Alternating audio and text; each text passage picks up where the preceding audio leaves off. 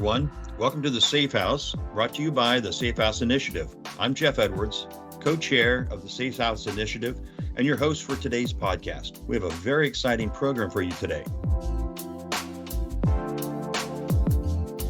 I'm excited to kick off our special summer series, the 10 most common flaws in cyber incident response plans. And Alex is going to be my guest host, kind of leading the way as he conceived the whole 10-week, 10 adventures, if you will, with 10 different guests. And today's guest is Ken Fishkin. Welcome to the Safe House, Ken. Thank you for having me, Jeff. Hey, Ken, why don't you introduce yourself to our audience and tell us a bit about your background?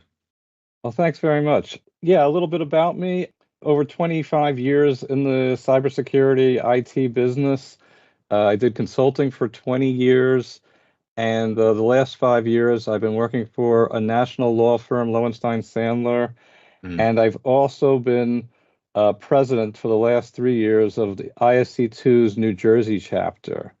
And it's been a real passion project of mine. I love every minute of it. Wow. What do you love most about it? Just curious. Building a community that didn't exist. And it's given me a lot of joy to create something from almost scratch. I share in that passion because that's kind of what we've done with the Safe House Initiative. So, hey, it's nice to have like-minded gents join us today. Hey, Alex, how you doing today, buddy? I'm doing wonderful. Hey, once you take the reins, this is you're taking this out for week number 1, basically, for number 1 of the 10 flaws. And what is that flaw? Yeah, so today we're going to be talking about the flaw of not even having a plan. You know, everyone out there, we're going to see throughout this whole summer series, different parts of or different challenges that companies are having with regards to their response plan, some flaws within their plan. But there are 60% of organizations that don't even have a plan at all. So let's start off with that and start discussing how we can start building out that plan and getting more information and knowledge around the incident response plan overall. And so thank you, Ken, for being here today to kick off this summer series and talk with me about incident response plans. Well, thank you, Alex. Yeah, I mean, preparation is the key to your incident response plan. No matter what you think, you can never over-prepare for the unexpected. The unexpected is going to happen. It's not going to be exactly what your plan has, but without having some documentation of what needs to be done in the event of something horrible happening, like ransomware on your system, if you just go, we're going to wing it, it's going to be a complete disaster. Yeah, I completely understand that. So I went over to CISA about 10 minutes ago, and I got the formal official definition of an incident response plan. It is a written document formally approved by the senior leadership team that helps your organization before, during, and after a confirmed or a suspected security incident. Your incident response plan will clarify roles and responsibilities and will provide guidance on key activities. It should also include a list of key people who may be needed during the cybersecurity crisis. So going into there, give us a little breakdown on how you would start building out this document, this incident response plan. The first thing you want to do is figure out where your biggest risks are. Think about all the things that could happen to your organization, and then you prioritize what would be the worst thing that would happen. So for many organizations, it would be something like ransomware. So you take something like that and figure out, okay, we're going to try our best to make sure that ransomware doesn't happen, and we're going to make sure that we do our best to make sure if it does happen, we are doing everything in our capability ahead of time. So that way we're not scrambling as much when the crisis happens, because we're going to have enough headaches scrambling around with other things that we didn't plan for. One of the basic things you do after you figure out what your main risks are is figuring out who's going to do what and what are their responsibilities. So we would take a look at what would make an incident response team. And that team usually consists of general counsel. You might use external counsel as well, the head of security, the head of IT, and the head of finance. Those usually make up, but it's very different for every organization. It might be the head of marketing also, because you want to avoid a PR nightmare as well. So those are some of the things that you really need to make sure that everybody knows what their roles and responsibilities are ahead of time and that they're documented. And you also have to think about that people go on vacation. So God forbid the CIO goes on vacation for a week or two. What were his roles and responsibilities, and who's going to take over those roles and responsibilities in that event? So another thing you need to do is prepare checklists. This is one of the great things that one does so that you're always on the right page. So you create these checklists for you if an incident should occur to make sure you're not missing anything. So you brought up the whole idea of incident response planning and the whole idea of regularly reviewing your plan. Give us a little background on how companies can start working on the whole structure of the response plan and using those risks that they learned within the testing of it and the updating of it to continuously build onto that plan. So that's one of the fun parts that I have is testing. So once you have it complete, and there's a lot of areas you need to fill in before you can test, obviously, but that's where you can really make sure that you have a solid plan in place. So there's a lot of things that you need to make sure that are in this incident response plan. And one of the big things, besides roles and responsibilities, making sure everybody knows what they have, is making sure that the communication structure is in place as well.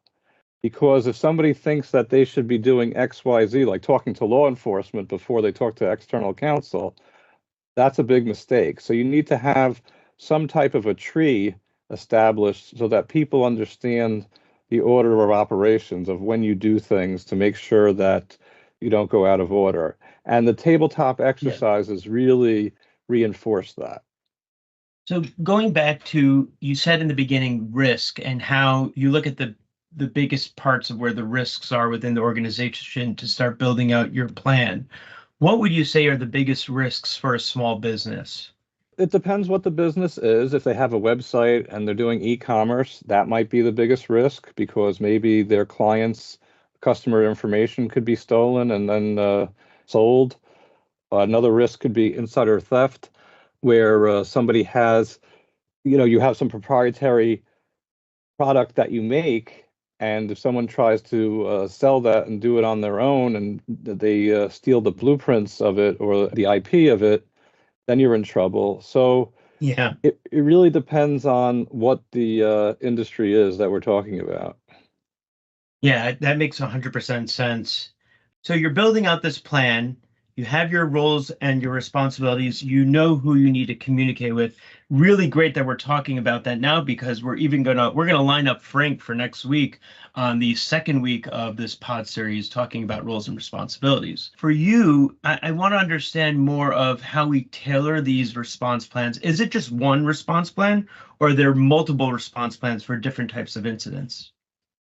So the way I do it, and there's many ways to do it, there is no set way to have an incident response plan.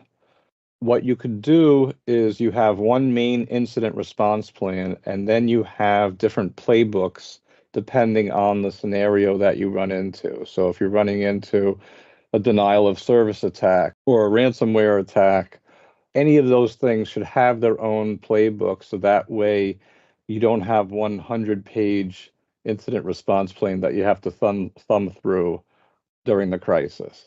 Oh, absolutely. I remember those. I actually had a 74-page response plan at a former company. And I remember my SOC team just trying to figure out which part of the incident response plan they needed to go to for specific types of incidents. So we had a SOAR response plan, and then we had the incident response plan once it became an actual live cyber incident coming into a cyber attack arena. We had multiple different playbooks within one big playbook. And I remember the I think it was about 75 pages we would have to thumb through, as you said, to get to the right page and figure out where we're at on triage, where we're at on recovery, where we're at on containment and everything.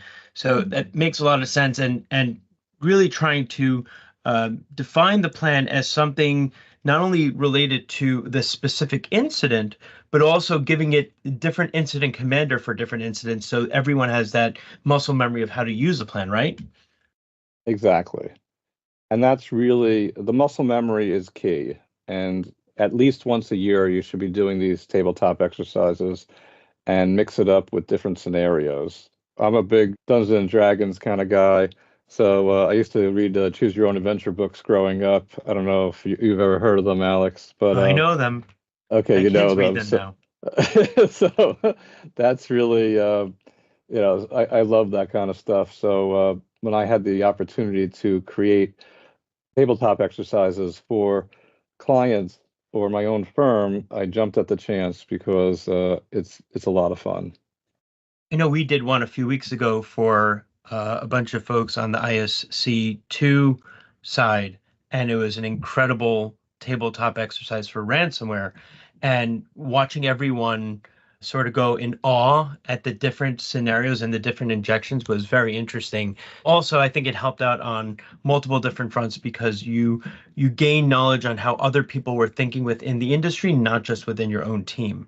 One other question that I really want to ask is, I've seen a lot on the incident response side on having that plan, really understanding that plan, training with the plan. We're going to be talking about the legal side of it. We're going to be talking about the roles and responsibilities that people should be having. We're going to talk about how we train for the worst case scenario.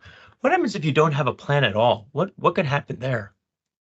So if you don't have a plan at all, you could have issues where the information that was taken is not considered privileged anymore, so that if you have external counsel help you out, and then you hire a forensics company to figure out what was going on, all that information may be used, and you may have to give that up to law enforcement if you don't follow the plan or even have a plan, because you don't know the orders of operation like we were talking about. Yeah, it's a very in-depth, step-by-step, phase-by-phase plan, Jeff. And when people don't go step-by-step and they jump steps, as my kids always do when they try to skip a step running up the stairs, they fall down. And it causes them to get all the way back to the beginning and sort of try to scramble. And I agree with you 100%. Without those legal intervention, without engaging those third parties, without testing this plan, Ken is right. There could be a lot of legal issues where law enforcement might be engaged. I've seen it personally where legal is engaged and law enforcement gets engaged because the ransomware compromised the whole engagement, the whole incident response effort, because there was no incident commander on that side telling everyone what needed to be done and ensure that the network was down and ensure containment efforts were put into place, ensure that we've actually eradicated the threat from the environment. And unfortunately, it happens way more often than we see. So thank you, Ken, for providing that insight. So really like a workflow, Ken and Alex, is that really what you're looking at there? Workflows, checklists, exactly. Yeah. You want to be able to, there's three major steps. It's being prepared, having a set plan on how to respond to the incident, and then having a plan to get yourself back to where you were and learn from that incident and make your team even better. Fantastic. Ken, one of the things before we let you go is I always ask our guests on the Safe House, if you had one thing to offer and one thing you could do, what would that one thing be from a recommendation to make yourself a little more secure, a little bit better position than you were yesterday? What would that be? It would be making sure that personal information that you have online is protected with a strong password and have something called multi-factor authentication or two-factor authentication. And a strong password means something that's long. Like, it doesn't matter as much as how complicated it is. It just has to be at least 12 characters or more. And that's really what I try to hammer home to everybody, family, friends, and coworkers. That's great advice. And actually, our dear friend Roger Grimes would suggest that a non-phishing type of MFA is even better. Absolutely. Yeah. All right. Hey, Ken, on behalf of the SafeHouse Initiative, we really appreciate all your contributions. It's been a real pleasure to get to know you, and you're welcome back to our house any day. Thank you. Hey, Alex, week 1, great start. I heard you mention Frank in week 2. What's coming up in week 2? Yeah, so we're going to talk a little bit more about what Ken was talking about this week, talking about roles and responsibilities, going into how you define the roles, what is an incident commander, maybe some role-specific planning and simulations that need to be done so people know how to work with the response plan and update the response plan, and then strategy around team structures and who you need to communicate with during the cyber incident or cyber crisis. So it's going to be really exciting next week.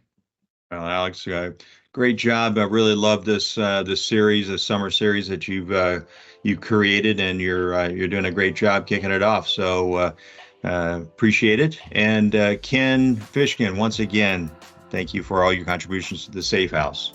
Until next week.